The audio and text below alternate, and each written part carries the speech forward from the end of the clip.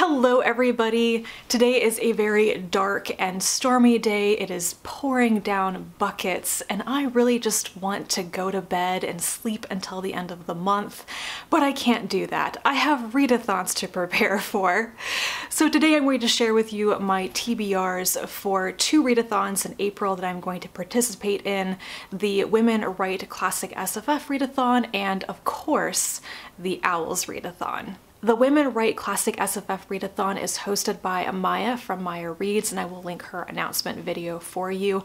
The idea is to read SFF written by women and published prior to 2000, so there are a lot of options there. And this one runs for about half of the month from April 1st to April 12th. The O.W.L.s Readathon probably needs no introduction from me. You've probably heard of the magical readathon where you sit for your O.W.L.s in April and then you try to pass your new in August. I will link the announcement video from G over at Book Roast, which explains all of the stuff about this readathon and some of the new changes and additions this year. It's pretty complicated, or rather it can get very complicated if you want to do all of the things. I prefer to just read books for the subjects and leave it at that. But there are lots of cool things you can do with this readathon. And that one runs for the entire month of April. The Classics readathon only has one challenge to read 3 books from successive decades, so like the 70s, 80s, 90s. I couldn't come up with enough books across consecutive decades for this, but I am going to attempt to read 4 books. I think I will definitely get 3 of them read. So the first one is Mind Players by Pat Cadigan. This is a cyberpunk SF novel that I think was published in 1987, so it definitely counts as published prior to 2000. I don't actually know what it's about though, just that it's cyberpunk. I read the kinda sorta sequel Fools years ago and really enjoyed it, which is a bit surprising because cyberpunk isn't always my thing, but I seem to like what Pat Cadigan does with it. I'm also going to read Swastika Night by Murray Constantine, which is a pen name of Catherine Burdekin. This is an SF dystopian alternate history novel that was published in 1937, and I'm not looking forward to reading this book. I am only attempting it because it is in the SF Masterworks line and I'm trying to read all of the SF Masterwork titles, especially the ones by women, because there aren't that many of them. But as you might be able to guess from the title and the cover, this is an alternate timeline where basically the Nazis win, Hitler wins, and hundreds of years later Hitler is worshipped as an Aryan god and women are reduced to breeding cattle and stuff like that. I've read the introduction to this edition twice, and both times I've been so depressed I haven't continued on with actually reading the book. But it is pretty short and I will get through it one way or another and get it off of my TBR shelf finally. It's probably not a good idea to put a book on a fun TBR that I'm dreading reading, but I want to get it over with.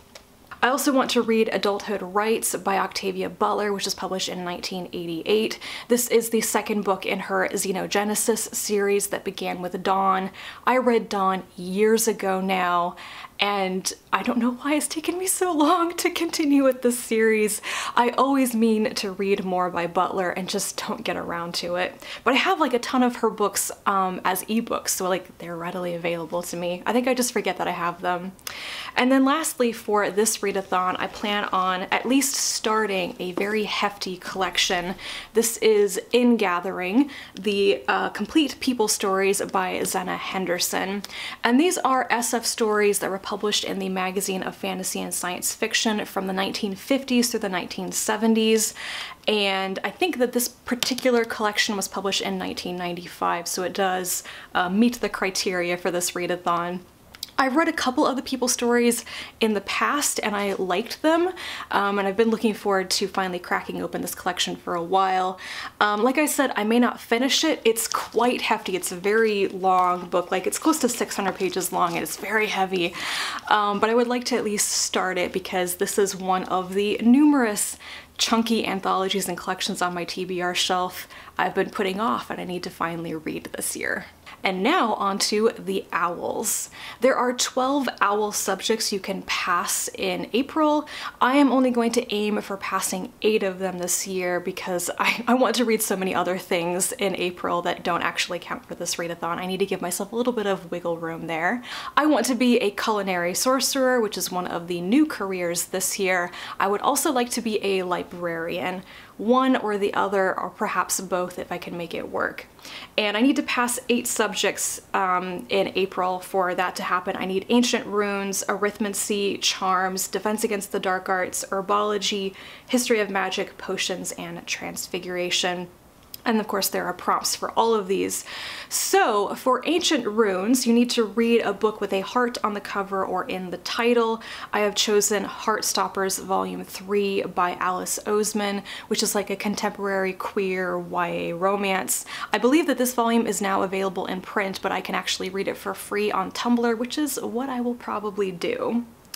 For arithmancy, you need to read something outside of your favorite genre. So for me, that means anything except for science fiction and fantasy.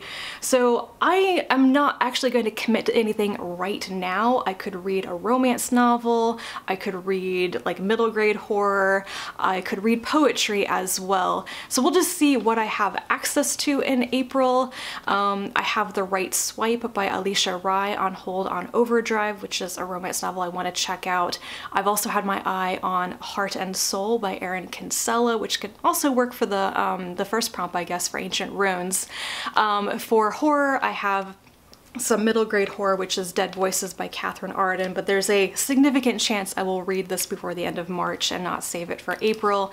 And for poetry collections, there's a ton of stuff available right away on Overdrive I could read, or even like on Project Gutenberg if I wanted to read some really old poetry. For charms, you need to read something with a white cover, and I have chosen The Test by Sylvain Nouvel for this because one, it's short, it's a novella, it does have a mostly white cover, and it's also one of the BookTube SFF Awards shortlisted works this year, and I do want to try to read all of the short work nominees. For Defense Against the Dark Arts, you need to read a book that's set at the coast or sea. I came up completely blank on fiction for this, so I chose a nonfiction book instead, and that is Other Minds, The Octopus, the Sea, and the Deep Origins of Consciousness by Peter Godfrey Smith. This is one I'll probably be able to get on audiobook, which is a good idea because readathons. It's usually a good idea to have at least one audiobook. For herbology, the prompt is a book with a title that starts with M, and this is the one crossover I have from the Classics Readathon. I'm going to use Mind Players by Pat Cadigan for this one. History of Magic is to read a book featuring witches or wizards, and I'm going to try Interim Errantry on Ordeal by Diane Duane, which I believe is like a short story or a novella collection set in her Young Wizards universe, and obviously all the characters are wizards in that. Potions is a book under 150 pages, and I have chosen The Serpent by Claire North, which I think just squeaks in under the page count for that. Not that it really matters that much, but I've been meaning to read this novella for a while, and I own a copy of it, so time to get it off of my TBR. And finally, for Transfiguration, the prompt is to read a book that includes shape-shifting. I came up empty on things from my TBR to read for this, but I thought this would be a perfect time to reread one of my favorite Parasolverse stories by Gail Carriger, which is Romancing the Werewolf.